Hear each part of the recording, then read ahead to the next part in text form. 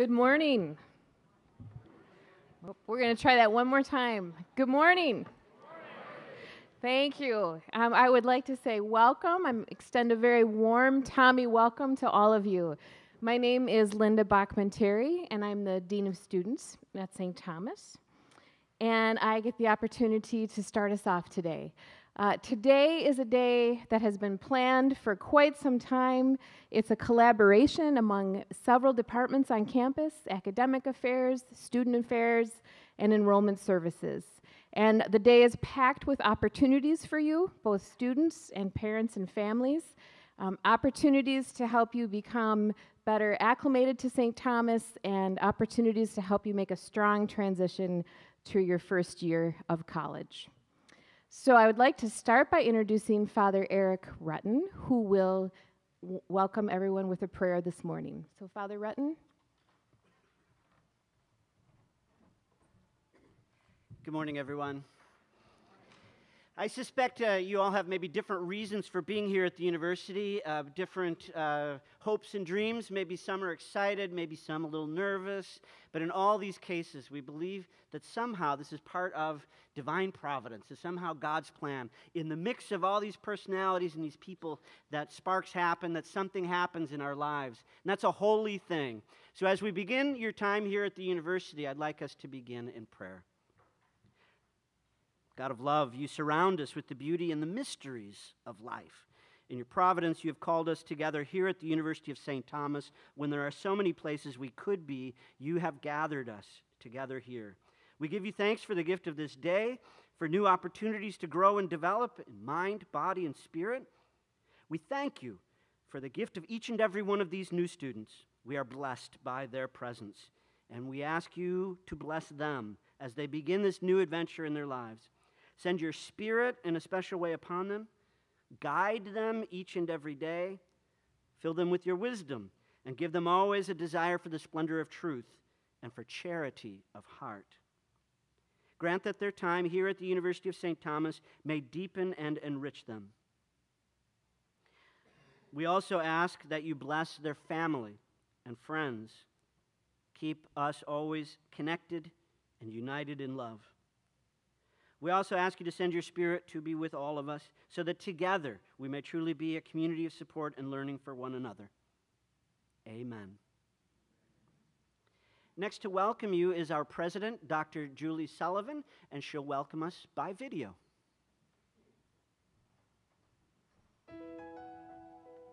Welcome to a place we call home, a place where all are welcomed and celebrated. Inspired by our Catholic tradition, we value the human dignity and faiths of all people and are committed to showing radical hospitality to everyone in our community. I am Julie Sullivan, president of the University of St. Thomas, and it is my pleasure to greet you as you begin your journey here. You are embarking on a path of discovery that goes well beyond your upcoming studies. Here, you will learn more about yourself and others, and how together you can create a world that is fulfilling for all. You see, we want to equip you to prosper and to learn, and leave with skills, values, inspiration, and a sense of empowerment that will guide you in serving a global community and advancing the common good for all. Already, 4 times in my remarks, I've used the word all.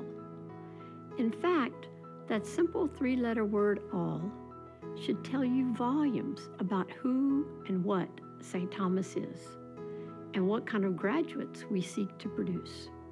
There are many changing aspects of the world in which our St. Thomas graduates will live and work.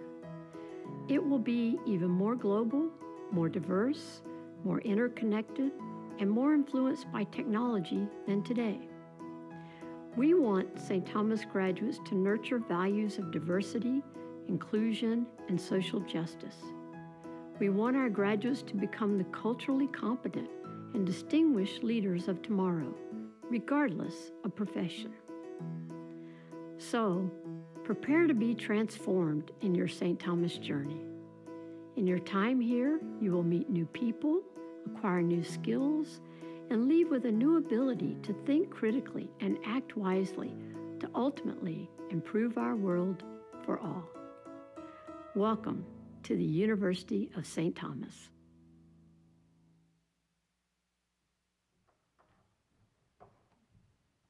Good morning. My name is Karen Lang. I'm the Vice President for Student Affairs, and I want to add my welcome also. Dr. Sullivan is a very visible president. You will have many opportunities throughout your 4 years at St. Thomas to have a chance to meet her in person. She will be here on Family Weekend and Homecoming and all other types of events on campus. So today is a great day to be a Tommy. We have had a chance this week to meet a lot of your classmates on Monday and Wednesday. It's been a fantastic week. Our staff and students have been so excited about this upcoming class, and so we know that all of you are going to have a great day today. So students, you are going to be joining other students from around the United States and from around the world. I know just today, in this room today, we have students here from Colorado, students from Iowa, students from Illinois, students from Nebraska, students from South Dakota, Minnesota, and of course, Wisconsin. So by the end of the summer, we will have met students from practically every state in the United States. In the fall, you're going to be joining a campus community with over 520 international students from 65 different countries. This is a great opportunity for you to meet students from a variety of countries, as well as different ethnic and different religious backgrounds. So you have made a great decision to attend St. Thomas. Today, you're going to be hearing about the many different academic opportunities, as well as opportunities to get involved in service and internships, both on and off campus, as well as clubs and organizations on campus. You will also hear about many opportunities to study abroad. And as Vice President for Student Affairs, I work closely with our staff, with our faculty, and your fellow students in supporting your academic endeavors and shaping your co-curricular experiences both on and off campus.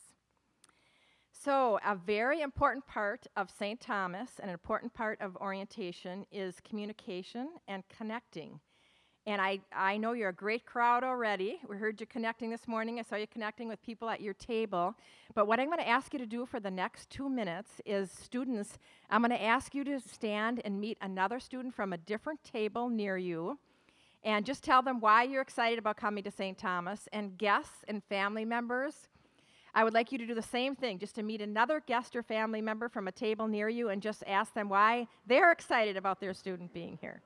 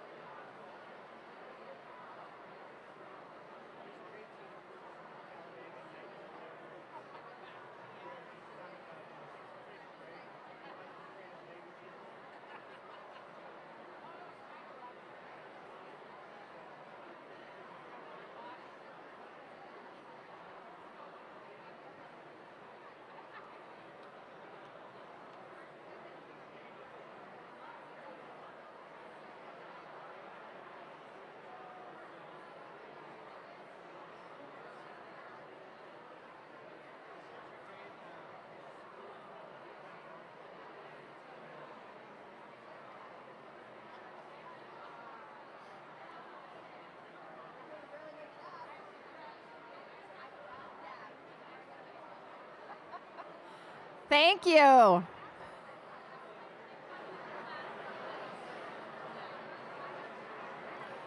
Well, thank you for participating in this activity.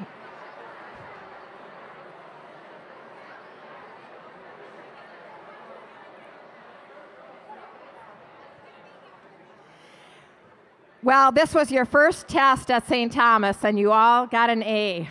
So thank you for participating. I will now turn the program back to Linda Bachman-Terry, our Dean of Students.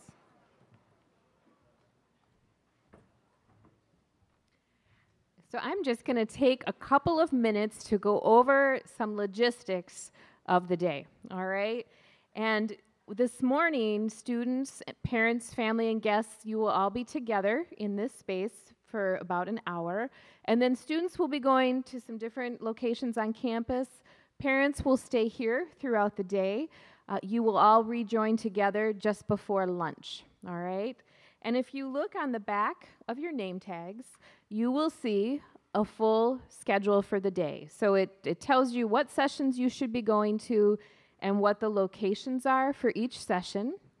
This is my polite reminder. This is my Amtrak station remark saying that all trains run on time today. So we ask that you do your best to be on time for sessions. And students, this is a reminder to you that your program goes right up until 5 o'clock today. So we have a packed day for you, and the expectation is that you remain with us until 5 o'clock. Parents, we've provided a great program for you all day today too, and you'll have the chance to reconnect with your students at the end of the day. We will also, at that time, at 5, we will offer an opportunity for anybody interested in taking residence hall tours, or for commuter students, we do have some special tours available for you this afternoon also. You each received a packet when you came in today.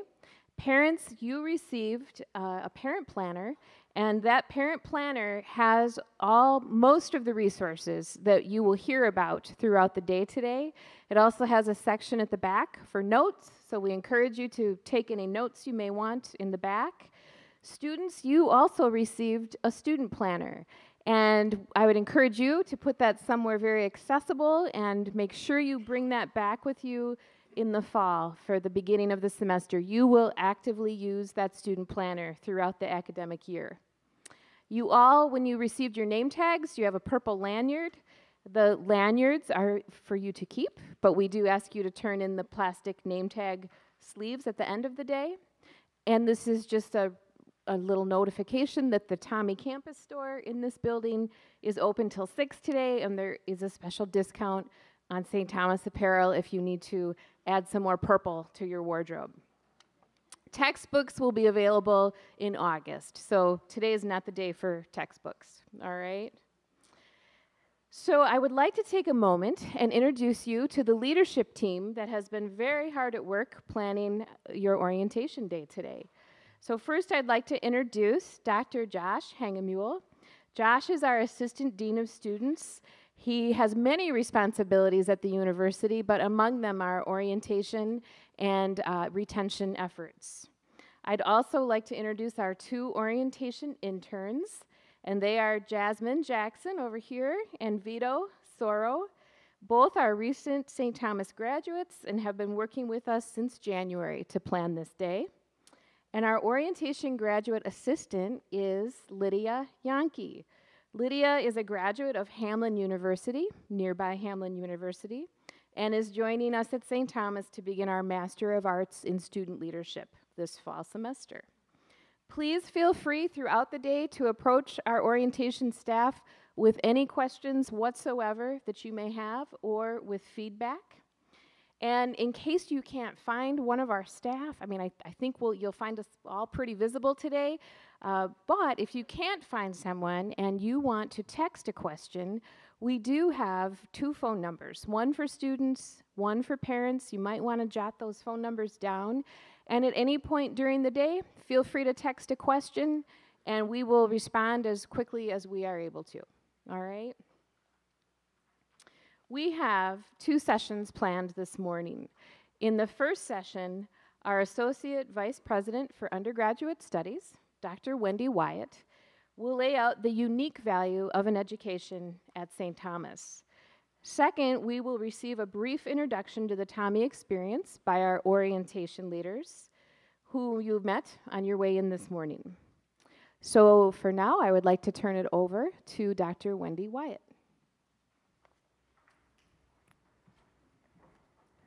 Good morning.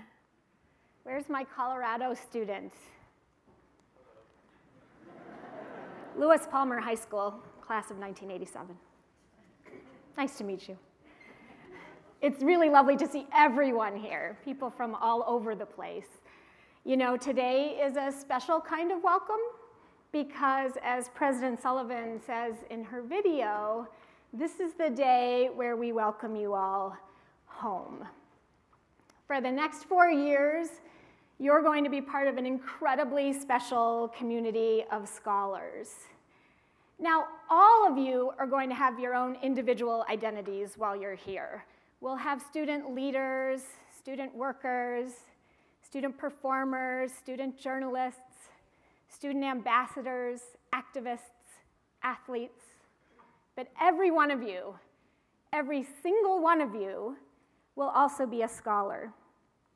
You'll have the time to ask the questions about things that matter, to explore the answers, to reflect, to ponder and discuss.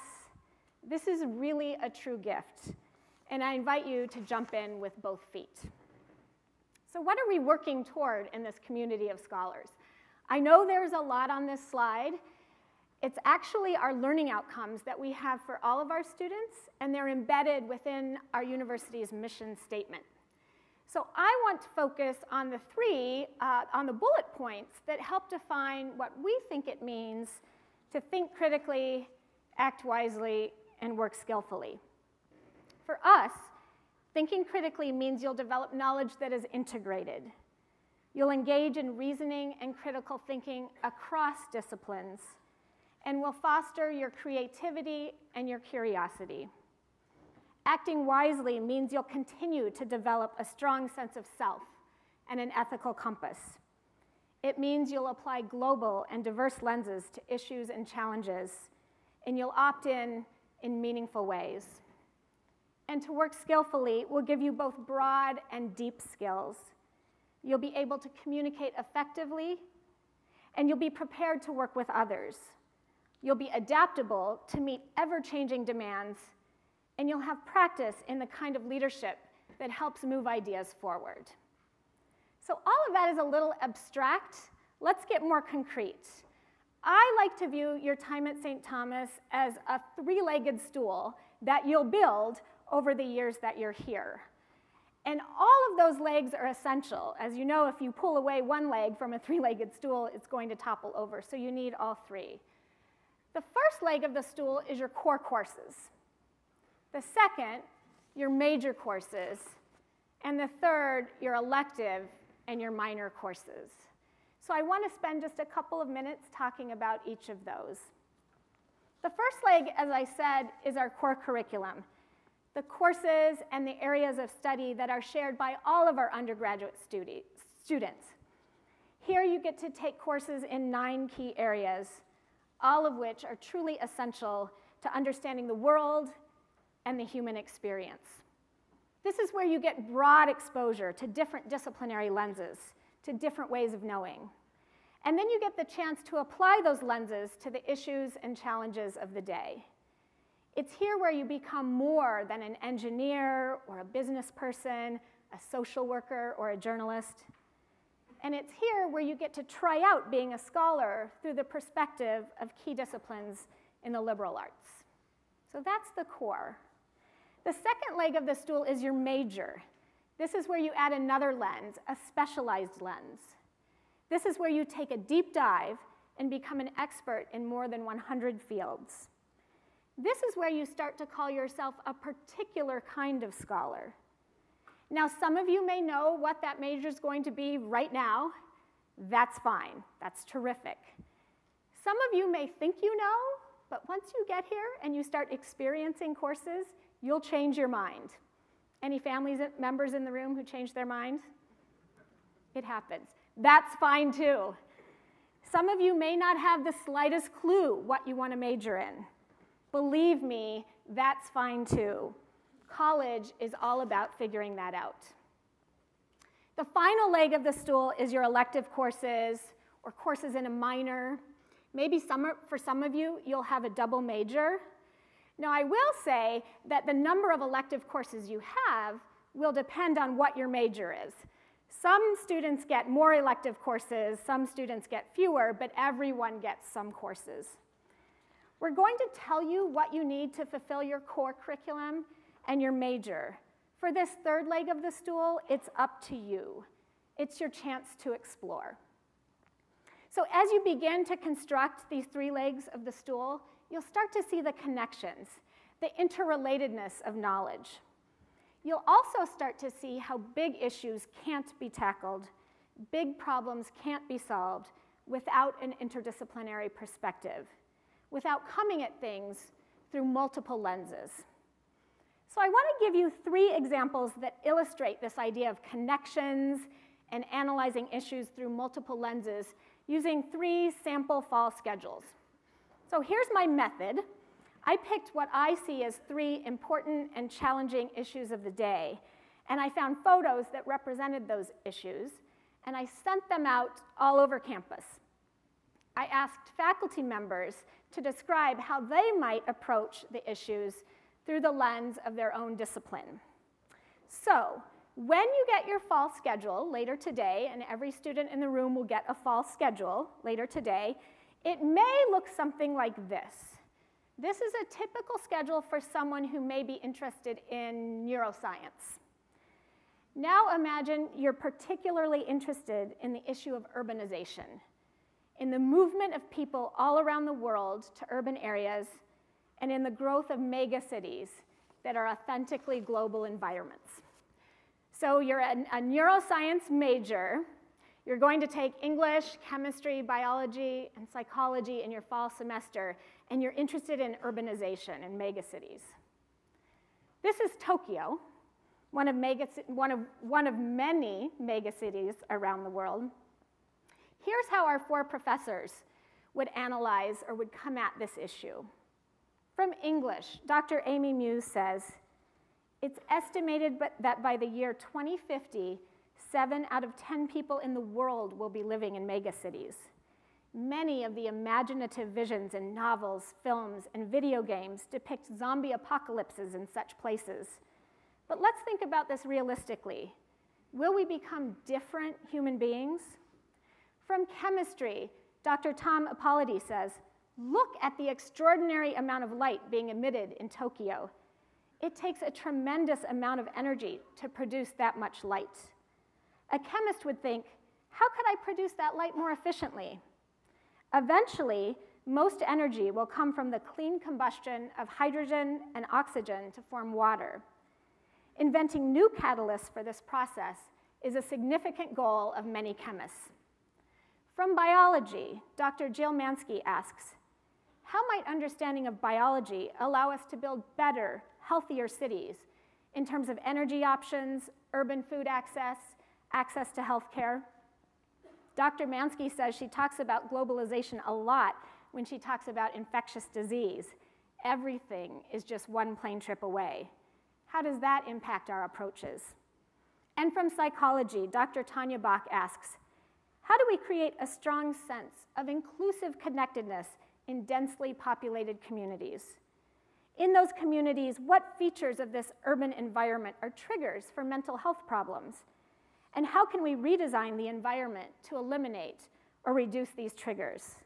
So here you start to see the connections, how helpful it is to look at one issue through multiple lenses. Here's my second example. What if you're interested in the global refugee crisis and the fact that people all over the world are being displaced from their homes because of war, violence, famine, and other crises? And what if you're thinking about studying business? You may have a schedule for fall that looks something like this: art history, philosophy, economics, and Spanish. This is the Satari refugee camp in Jordan.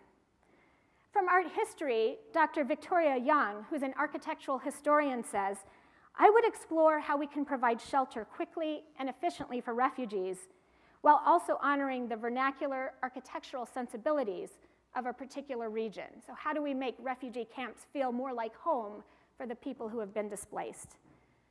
From philosophy, Dr. John Stoltz says, you might think that all persons, including those who have been uprooted and displaced by war, have an inalienable right to pursue their own human flourishment. How do we uphold this right? What duties do we have? From economics, Dr. Monica Hartman says, much of the discourse around this issue focuses on costs. But from an economics perspective, you can also examine how refugees and immigrants can and will contribute to an economy. The skills, the education, and the survival instincts that refugees and immigrants have often make them the most productive members of a society from an economics perspective. And from Spanish, Doctors Dan Tite and Paula Ehrmantraut say, this issue is relevant in light of the large number of people, especially young people, who have been fleeing violence-stricken areas in Central America for safe havens in the US and elsewhere. The fact that many Hispanics in the Twin Cities come from such a background helps us further relate the global to the local. And one more example for you. How about if you're interested in the political process and in elections and what's happening in November of 2016, and you're a non-declared student, someone who's still exploring. You may have a schedule that looks something like this: history, theology, sociology, and math. I'm betting you're getting the hang of this. From the lens of history, you can consider the origins of the two-party system that dates back to the 1790s and how those origins continue to affect our political culture today. From the lens of theology, you can ask how our faith perspectives can and should influence our votes. From the lens of sociology, you can connect the social with the personal and consider how the groups to which we belong shape our votes when we as individuals enter the box, the voting booth, and cast our ballots. And from the lens of math, you can learn about sampling theory and what it says about arriving at valid polling data. You can then use what you know to make sense of all of the polls that you see. All of the responses that I offer today represent courses that students take in our core curriculum. And in some cases, they're courses that also apply to a major. But I don't have responses only from faculty who teach in our core. If we had time, and I would love it if we did, I could share terrific and intriguing responses from business professors, engineering professors, social work professors, education professors, and of course, I could share my own response from my own discipline, which is communication and journalism. So here's my challenge to you. Be intentional about looking for those connections. Bring these multiple lenses to the issues that you grapple with in your classes and the issues you're interested in. View every class as a chance to make sense of the world and the issues that you see as the most important. Now, these things matter. They matter for your personal life, for the way you are in the world, for the way you move through it, and for the way you leave it, ideally better than how you found it. But they also matter for your professional life. I've been on a committee that's been doing some work around our curriculum, and part of our task has been going out and looking at surveys and talking to employers about what they want from college graduates, what they think will make for better employees. And these are the kinds of things they say. Employers care about technical skills, but in fact, they're most interested in things like broad knowledge, analytical and problem-solving skills, a strong ethical compass, creative and strategic thinking, leadership and teamwork, flexibility and adaptability, intercultural knowledge, communication skills, and the ability to locate and assess information. So while I'm up here offering challenges, I have the stage, I'm going to give you just a few more. First, open your mind.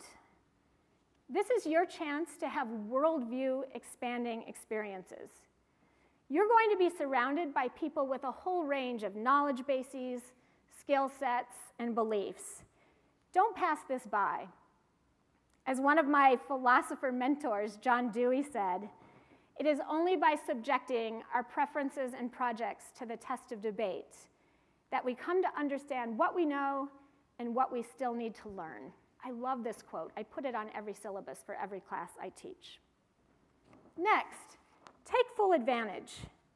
Here, I'm talking about opportunities. And opportunities at St. Thomas are countless. What's more, we have a deliberate focus on opportunities for undergraduate students, for students just like you. So consider opportunities like going on a study abroad program, engaging in undergraduate research, either through your own project or a project in partnership with a faculty member. Join a living learning community. Take a community engagement course. Become part of the Aquinas Honors Scholars Program. Join an academic club. Participate in an academic competition. Do experiential learning. Find an internship. Be a mentor or a tutor. These are all here for the taking. No excuses. And if you don't know what all of these things are, make that a goal to learn about them. You can start today. My next challenge is to push yourself. Don't take the path of least resistance. Sometimes that will be an option. Try to resist. You won't regret it. So much of what you learn in college is up to you. You need to push yourself to experience all college is worth. Next, own it. College is different from high school. I'm sure you've heard this before. You're grown-ups. Maybe you've heard that before. This is your degree. We faculty will do our best to teach you well and to treat you well. But ultimately, this adventure is up to you. And you're the one who will make it a success. Finally, in terms of challenges, don't be afraid to be the smartest one in the class. People on college campuses love intellectuals. Remember, every student in this room is a scholar. But also remember that you don't have to be the smartest one in the class to be an intellectual and a scholar. It's about what you learn, not about the grades you get. And I'll tell you, from my experience being a professor for many years now, professors enjoy working most with students who are invested in their learning, whether those are A students or not. I think this slide speaks for itself. It's true. College isn't supposed to be easy. If it's easy, we faculty aren't doing our jobs. Yes, sometimes it's going to be hard. But when it is, my advice is to take care of each other. This is about who St. Thomas is. It's a big part of who we are. You'll hear Dr. Tyner, who's our Associate Vice President for Diversity and Inclusion, talk about this idea of radical hospitality. In fact, you heard President Sullivan mention it on her video as well.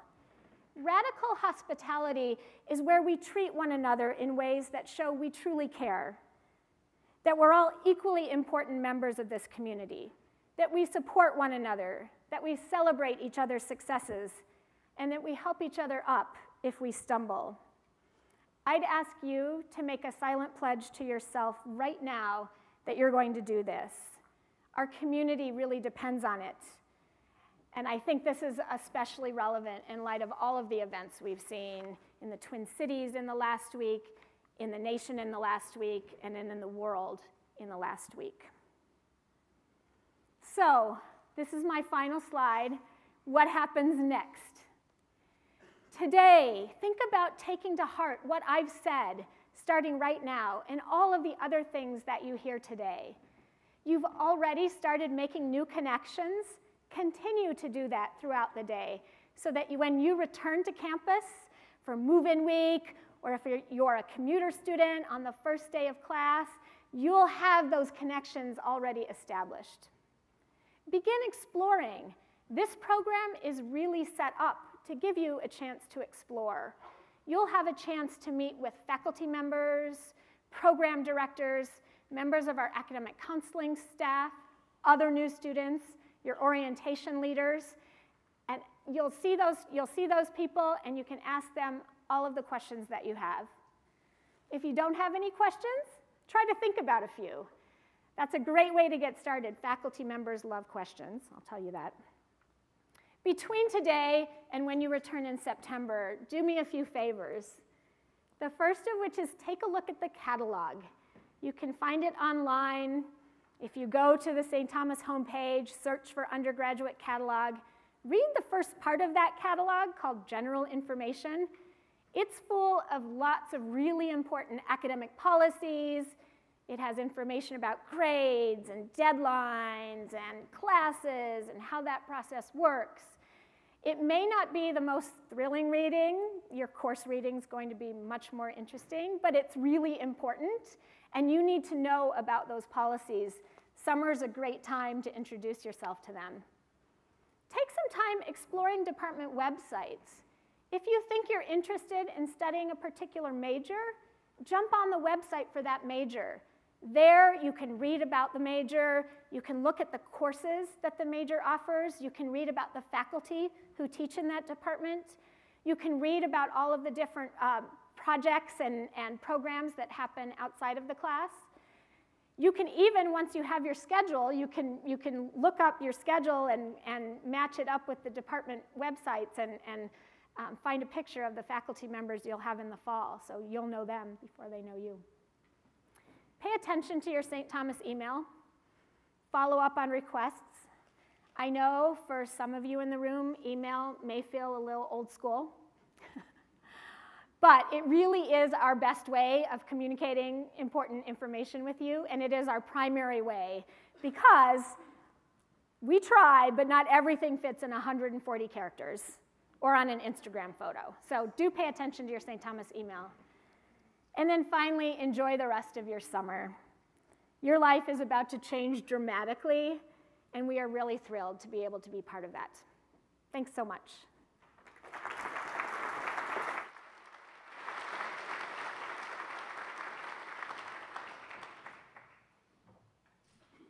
Thank you, Wendy. Students and parents and family members, I hope you will agree that the liberal arts degree from the University of St. Thomas provides a foundation and a broad base of knowledge for which so many life paths will become available for our students. Now I would like to turn our attention to the transitions students are about to encounter, and I would like to turn it over and welcome our 2016 orientation leaders. So here they come.